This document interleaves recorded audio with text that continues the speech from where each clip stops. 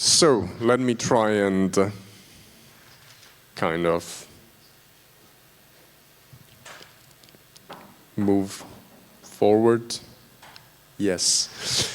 So we're an internet exchange point. We're based in Rome, but we're active mostly in central and southern Italy.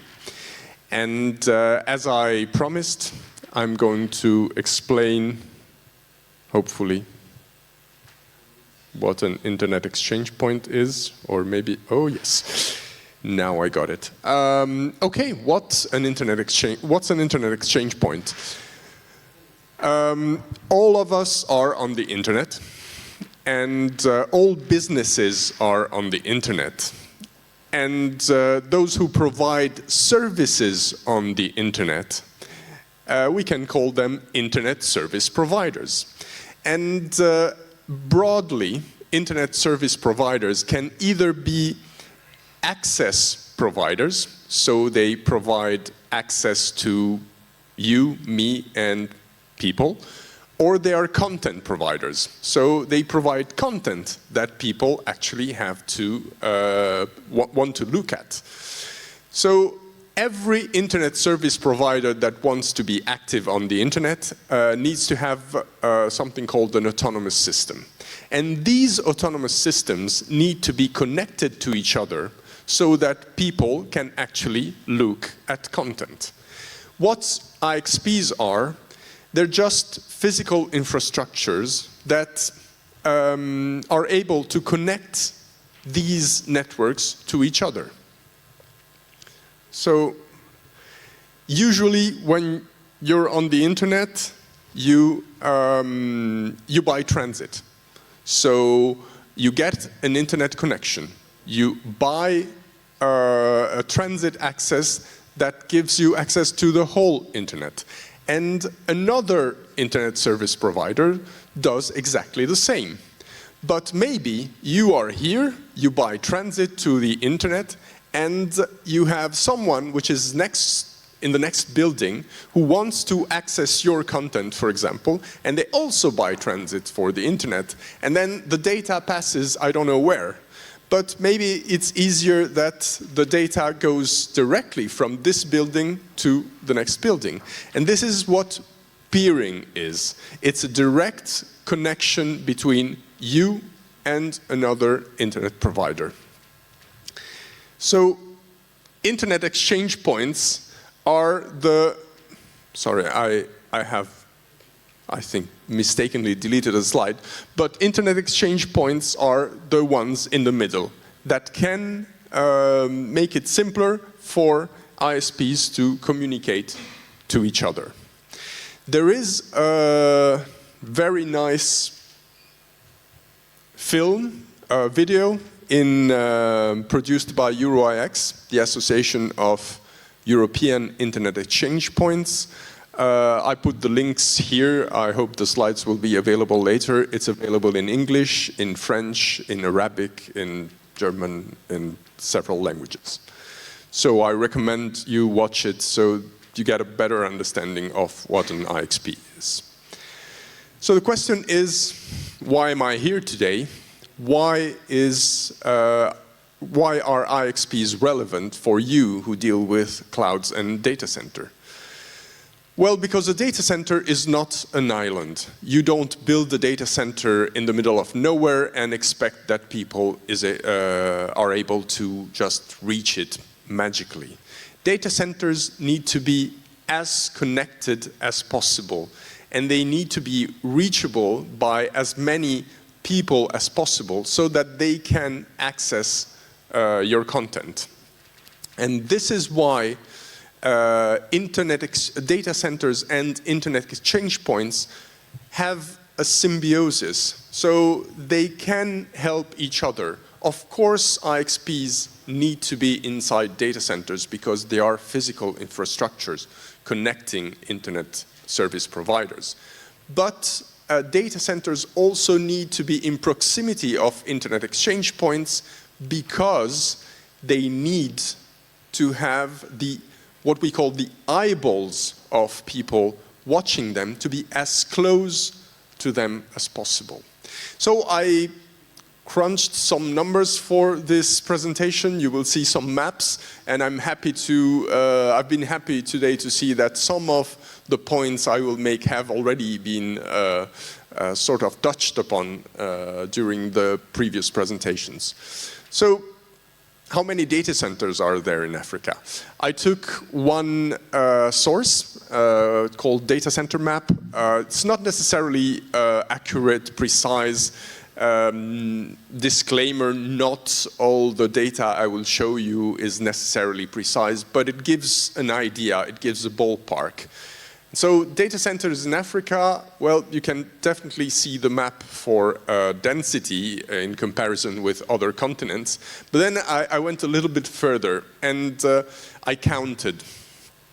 So I counted 95 data centers in Africa. And this little figure, very close on the right, is Italy. And I tried to match the size. And in Italy, there are almost as many data centers as in the whole African continent. Yes, Philip.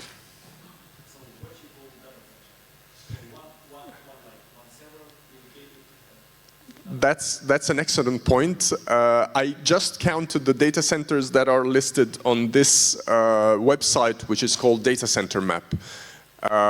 Would have to check the methodology they use. Why I'm using this? It's because most of the relevant data centers that I know in Europe are there. So I kind of expect that most of the relevant data centers in Africa are there. I'm assuming that the data centers in there are those where you can actually buy co-location, for example. I don't think that they're counting the data centers in someone's cupboard, which exist, but I don't think they're counted. So I'm trying to count here the relevant large-ish data centers. So the metric is the same, and it's just to give some kind of comparison. So IXPs, after counting data centers, I've counted IXPs in Africa compared to the world. You see the map is more or less has the same density and the same white spots. There are 59 ISP internet exchange points counted in Africa, which is about 8% of the total. And one of the defining metrics of internet exchanges is traffic, peak traffic. So how many bits per second, megabits per second, gigabits, terabits per second pass through an internet exchange at the peak of its traffic. And so, for example, in Namex, our peak traffic is between 500 and 600 gigabits per second. And we count, I summed it all up, and in Africa, the summed peak is about 63 terabits per second. Compared to, well, you see the other continents. And I also tried to make a ratio of this peak divided by the population. Not just the population, but the internet-aware population, the population that have access to the internet, which is also something that Philip showed us before. So I divided that, and it gets a metric of kind of megabits per person, megabits per second per person. And again, Africa is 0.1. It's about the same as Asia Pacific, but we have to think that Asia Pacific has really a lot of people, so more than double or even 3 times as many people as Africa. So why is that? Why are there so few IXPs in Africa? Well, the first reason is that there are actually fewer internet service providers. This is the number of autonomous systems. Remember, one autonomous system more or less means one internet service provider. There are about 2,000, I think, autonomous systems that have been allocated by Afrinic, which is the African Regional Internet Registry. So it assigns IP addresses and autonomous systems. These are the other regional internet registries, and we come from Europe, where there's RIPE NCC, and in Europe there's probably the highest number of ISPs. It's almost 40,000. And even more than that, there are very few ISPs in Africa, but half of them are in just 3 countries: South Africa, Kenya, and Nigeria. If you take these out, then some other countries start coming out as numbers. But really, there is a very, very sparse population of internet service providers in Africa. And this, of course, means that there are less internet exchanges, because internet exchanges actually promote the connectivity between these internet service providers, between them and the content. So the other thing I've been looking at are content providers. So where's the, yes? Are the internet service providers just wireless company or also wireless?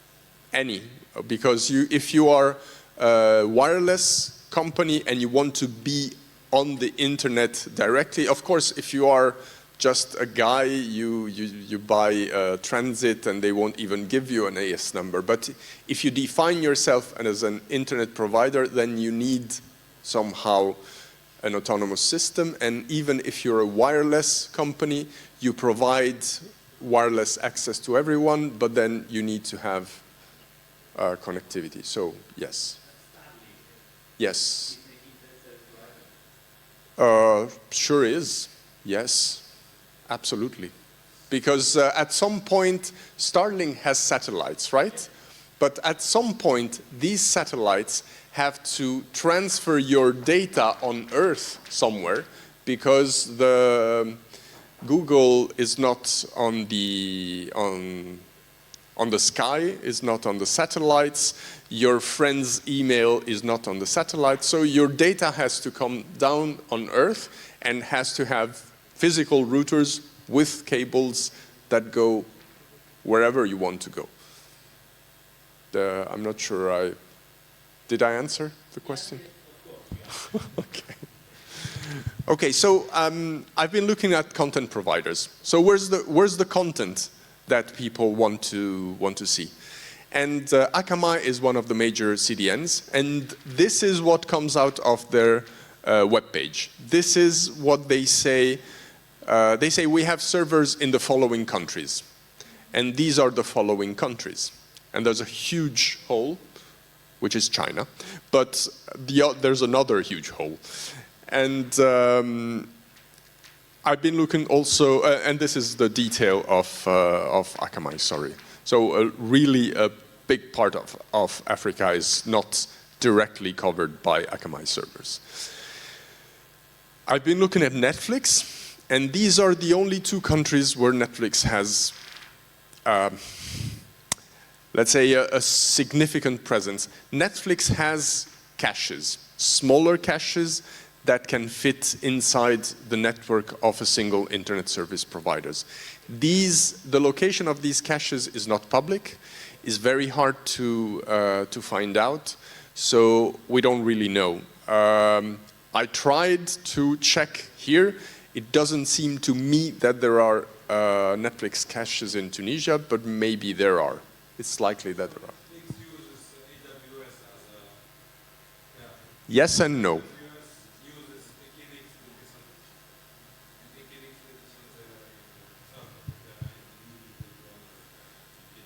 Yes, but Netflix also has their own server installations in Rome, for example. And they, as Akamai, they list their significant installations on their website. The source is somewhere there. And yeah, just South Africa and Kenya, not even Nigeria. Meta, Facebook, WhatsApp, Instagram, whatever. Distribution, these are really all, Meta doesn't publish this, but it's relatively easy to find out. And this is the map of all their cache servers. So this is really all the caches of Meta. You can find them on the source page. This is just a map, but you can download the list and you can check each of them. So yeah, see the map, lots of blanks. And then the last one I checked was Cloudflare. Why Cloudflare? I don't know whether you're familiar with them, but they're a CDN, but they cater to a little bit less, and so smaller businesses, smaller installations. They're not like Akamai. Akamai really caters to bigger things. So, for example, we work a lot with Albania, and we noticed that Cloudflare is very active in Albania. And we thought, well, maybe in Africa, Cloudflare has a bigger presence because, smaller businesses, etc. But not really. And I also used another metric here with Cloudflare, which is latency and round trip time. So I used RIPE Atlas. Who knows what RIPE Atlas is? Yeah, no one, but not many people. But RIPE Atlas is an initiative by RIPE NCC, which is the regional internet registry of Europe. And they basically are distributing a lot of probes, small boxes, throughout the world, so that it's possible to make measurements with those probes. Pings and trace routes and DNS queries and lots of measurements. You can actually host one. Ask me, I'll tell you later. So what did I do? I took all probes that I could in Africa, not a lot, and I tried to do a trace route to Cloudflare, and I checked the round trip time. And about half of the probes have a round trip time which is higher than 40 milliseconds. You will tell me, well, 40 milliseconds, okay, it's not that bad. But, well, some of them are higher than 100. And then, as a benchmark, I tried to take 100 random probes from Italy. And all of them are 140 milliseconds. What does that mean?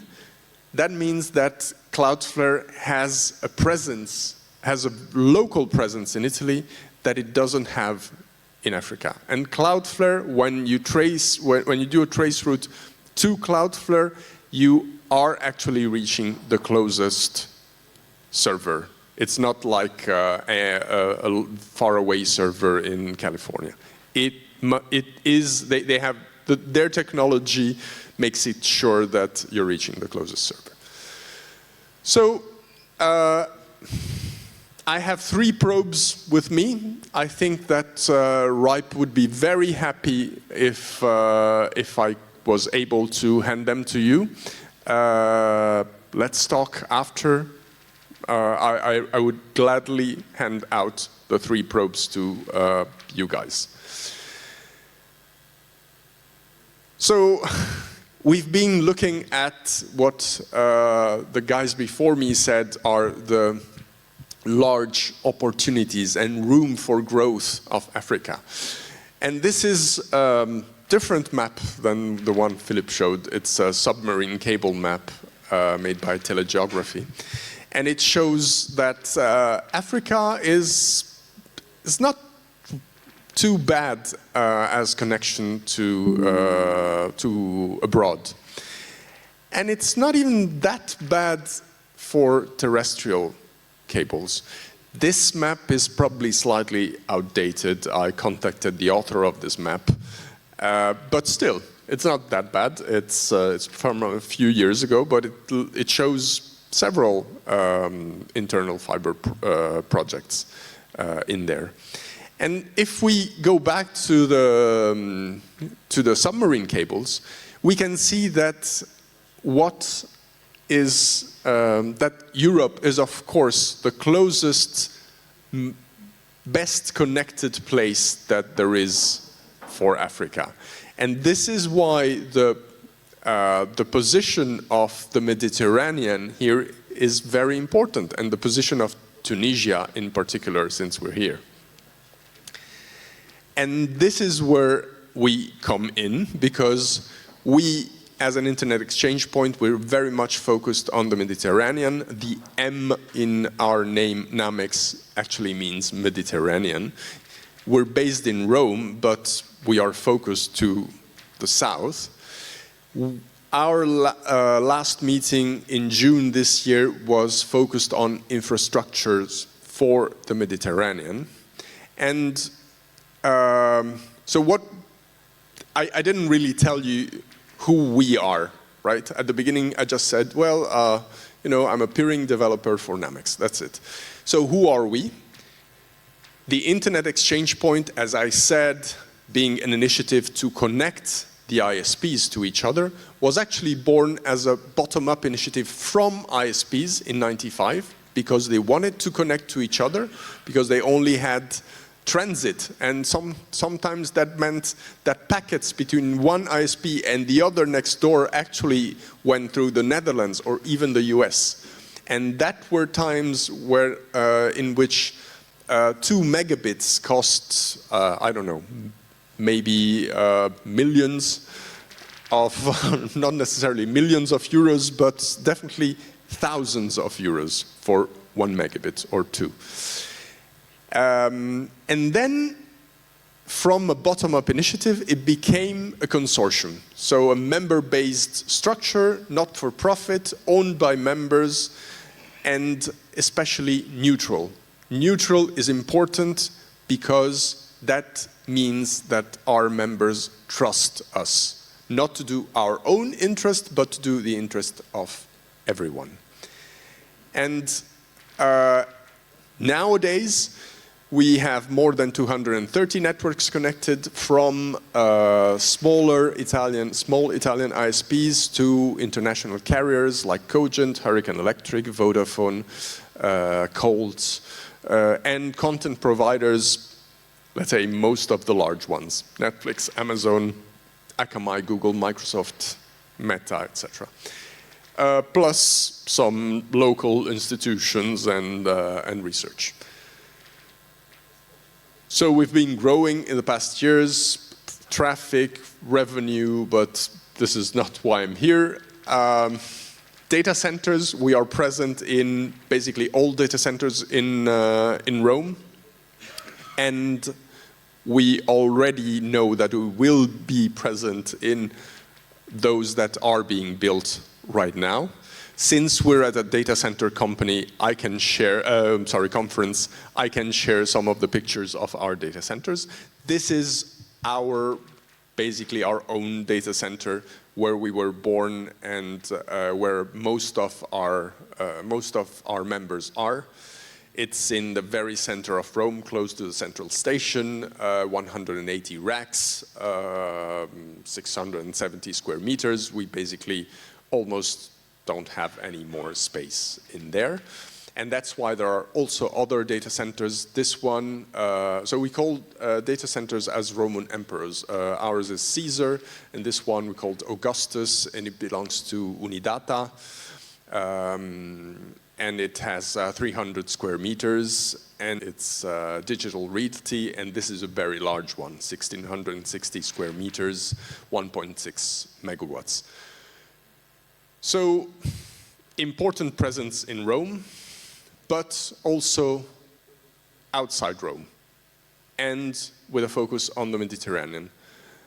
We have a point of presence in Napoli, one in Bari, and we also supported the creation, and we are also supporting the operations of IXP, which is the only neutral internet exchange point in Albania, which is just across the sea from Bari. And you can see that several submarine cables land very close to where we are. And this is why we're here, because we really believe that smaller, what we call regional IXPs, are becoming more important. Because, as was said in the previous presentation, everything started moving towards the edge. So also peering moves towards the edge. And the content needs to be closer and closer to the user, to the viewer, to the person. And this makes it possible to have a better connectivity for all, even though there are a lot of constraints. So there needs to be an open market for internet services, which in some countries there isn't. You don't jump in and say, okay, I'll put this device in there and it just works. It doesn't. It's not like that. You need to analyze the needs of local and international operators. You need to build an ISP community. You need to make sure that you are perceived as neutral, because as I said, otherwise ISPs will become suspicious and say, well, what's he doing that for? And bring real value. So make sure that you are actually bringing something that the players, the local players, didn't have before. And of course, take into account the local regulation. But the benefits are huge, because basically you can bring ecosystem changes. When we did the work of creating the neutral IX in Albania, the ecosystem followed, and for example, the price of transit dropped, because we managed to bring international players that offered internet transit at a price which was a fraction of what they were paying. And I'm talking, maybe they were paying €1 per megabit for 10 gigs, and now they're paying 0.1 or 0.2. And that's a huge difference. And that fosters the development of a lot of other things, a lot of business. And it basically expands the market. A lot of markets are closed because they think they're being protective. But no, this is not right. The more open the market is, the more opportunities there are for everyone. Last slide is to invite you at our next annual event. I don't have a specific date, but it's going to be in June next year in Rome. Our event is one of the largest ones for ISPs. Last time we had more than 500 people from 200 plus companies. We always have relevant speakers, CEOs, top players. And one of the very interesting things that we have is one-to-one meetings. So you don't have to stalk around people at coffee breaks to talk to someone, but there is a platform where you can try and connect and find a time in which you sit at a table, you can see actually the picture, with someone you don't know, to figure out whether you have something in common and whether you can do some business together. This is it. Thank you.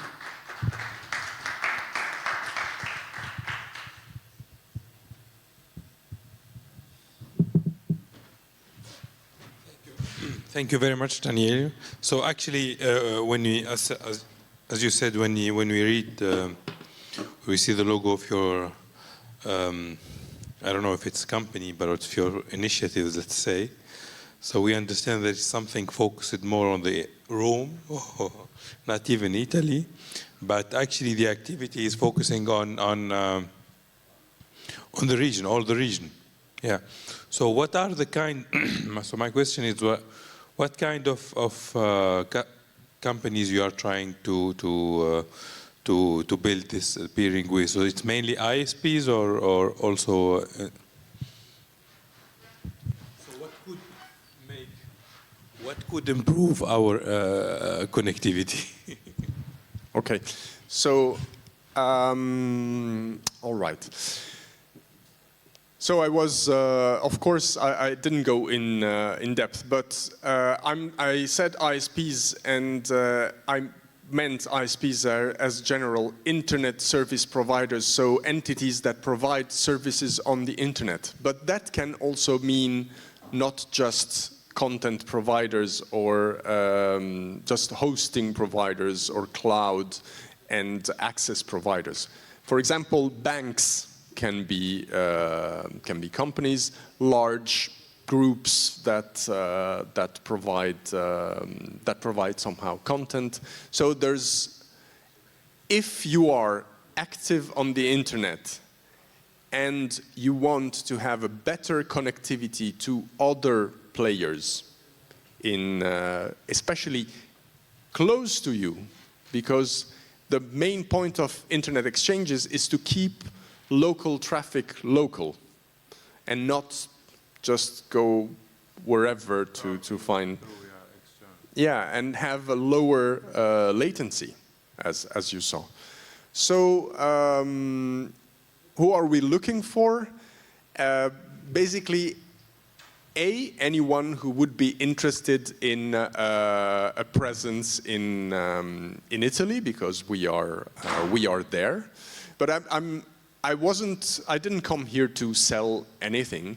I came here to kind of promote the concept of internet exchanges, because I think that it's something that really would improve the development of the whole region. And I know that there are internet exchanges in the region, but I also think that there could be space to either use them more or be more active in those that are existing, or maybe even build some other internet exchanges. I know that in Tunisia the situation is a bit... Oh, can you just one question? It's a bit...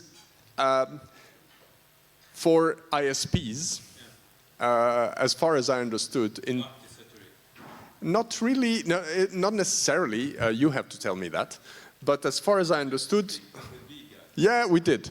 As far as I understood, everybody uses ATI as a backbone, right? Or Tunisie Telecom as a backbone. Exactly, exactly. While, for example, in Italy, there are several operators.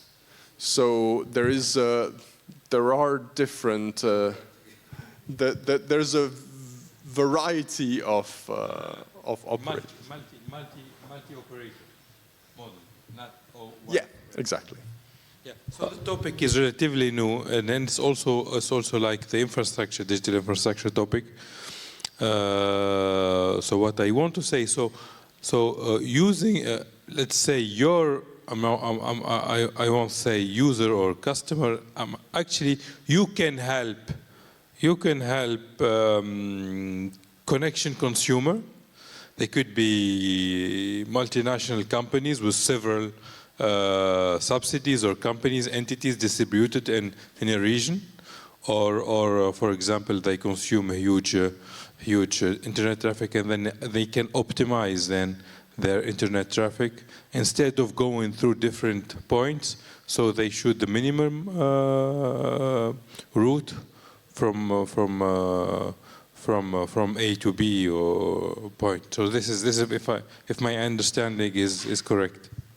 So it depends what they want. What I mean is, let's say that you are a company that is based in, I don't know, London, but you have, for some reason, a lot of customers in Tunisia. Yeah. Okay? Then all of your customers need to connect from Tunisia to London, right? And that's far away. Okay? So what you want is you want a presence inside the country, and that means, for example, a data center, or you use an existing data center, or you build one, or whatever. But then when you have this presence in the country, that's not enough. You need to be well connected to all the internet access providers that are present in the country. And what's the easiest way to do that?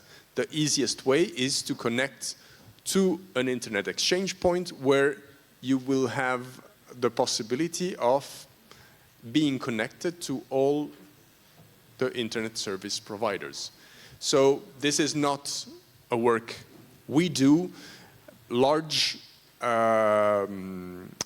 operators, large providers around the world, they have their own strategy, of course. We can help, we can support, we can talk.